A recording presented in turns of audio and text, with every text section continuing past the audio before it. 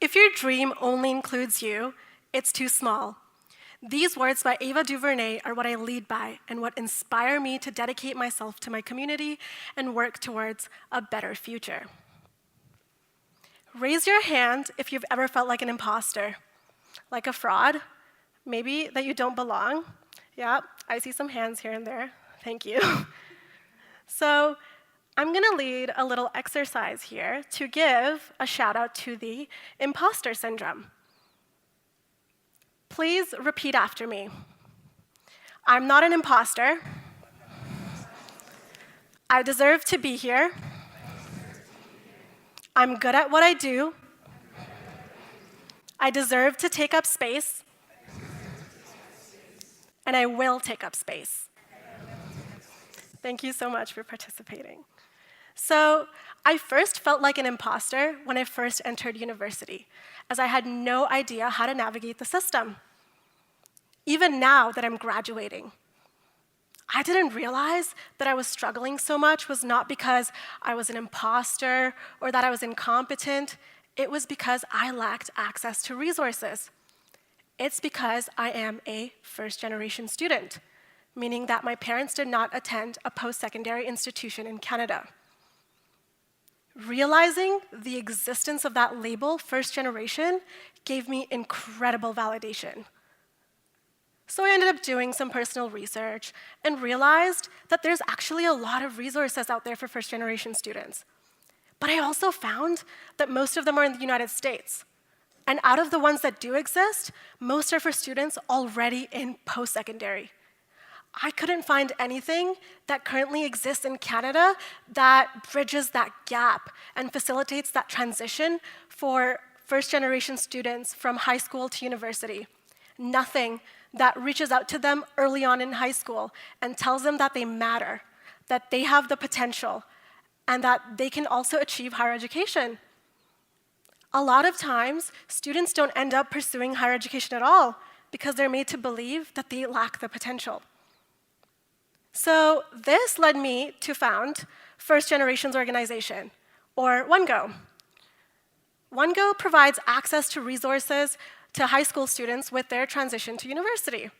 Some of these resources include mentorship from post-secondary students, networking events, admission workshops, and so on. We also realized that some of these students might not have the time to be working on their grades or volunteering because they might be working after school to support their families. So we also established our own scholarships, which are adversity-based, instead of being purely merit-based. I did this because it's about time to shift the equilibrium regarding this issue. There's already a shortage of career counselors in Calgary Public Schools, and guidance counselors may not be able to answer specific questions such as which courses to take, what kind of opportunities are out there for specific majors, what kind of research or internships are available. It's important for people who understand the process and who have the lived experience to be able to make that change. Johnny Sun, the ultimate Twitter personality, my personal hero, and the author of Everyone's an Alien When You're an Alien Too, said it best. Let the people who are harmed by the things, who experience the things, who are subjugated to the things every day, who actually understand the things, make the art about those things. Or in my case, make an organization that provides access to resources to students just like me. So my journey here is one marked with triumph over adversity. But the story of my parents, one of hard work and strength in the face of constant defeat, is the true story of immigrants. I cannot tell mine without telling theirs. So when I was 12 years old, my parents dropped everything as we traveled 10,808 kilometers from India in hopes for a better life, education, and future for myself and my brother. 12-year-old me wasn't concerned with anything in this world except for how to fit into a new culture and how to get the latest iPhone. Despite my parents' master's degrees from India, they barely landed minimum wage jobs at 7-Eleven. Just like me, they were also faced with language barriers, but their battle was further aggravated by discrimination. While I had the privilege to anglify my accent, my parents didn't. So when it came time for me to graduate high school and apply to university, I had no idea where to begin. I had above average grades, but due to working every single day after school, I didn't have the time to be reaching my fullest potential with academia or the extracurricular experience necessary to get scholarships. Since my parents weren't educated in this country, they weren't really able to help me navigate the system as much as they did want to help. So luckily, I did make it into my first choice program in university, but I got lucky enough to have that little bit of access, which for me came through an older friend of mine, a mentor of sorts. But a lot of students don't have that. A lot of students don't even have the privilege of realizing their potential in the first place. Once in university, I was struggling. I wanted to get high grades like my peers, but I was struggling to keep up with what was going on in classes. I wanted to get involved in research, but I didn't know how. I didn't even know that office hours were a thing or that there were spring and summer semesters in university. I didn't know the social norms or the soft skills required to network. So this is kind of how I felt. While I was trying to find all the right answers to get to, or right clues to get to the right answers in the crossword puzzle, I realized that the privileged were playing a whole different game. They got from start to finish just by taking a couple turns in that maze because they got handed those clues, those resources, that access. My imposter syndrome at that point grew even further. I felt like I didn't belong. I asked myself, was this all a fluke?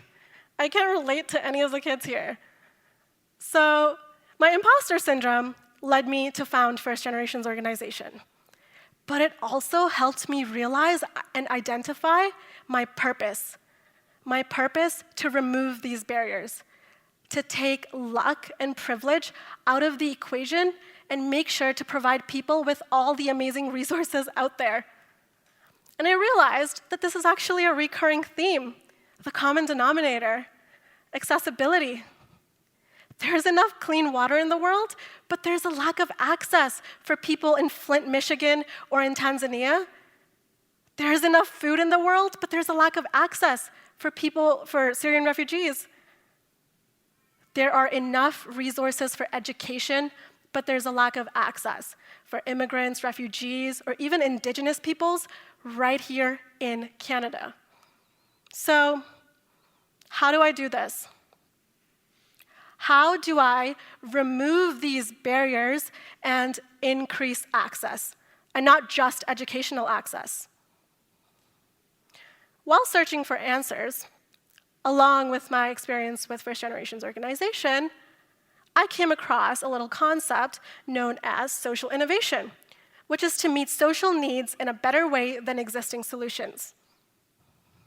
With social innovation and entrepreneurship, I've been able to make accessibility to existing resources and opportunities a little bit more possible.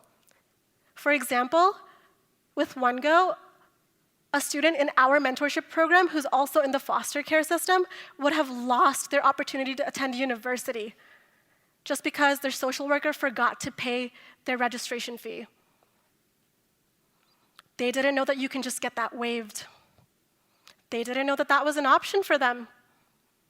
They didn't have access to that information and that resource. Having access can literally change lives. It changed mine. I went from knowing nothing about post-secondary to now being a mentor to others like me. We have great challenges and great opportunities. What we lack is that bridge, that common denominator, access. As I continue to do this work, I hope that you will join me. I hope that you will join me in including others in your dreams, building an equitable future, eliminating luck and privilege, and making accessibility possible for all. Thank you.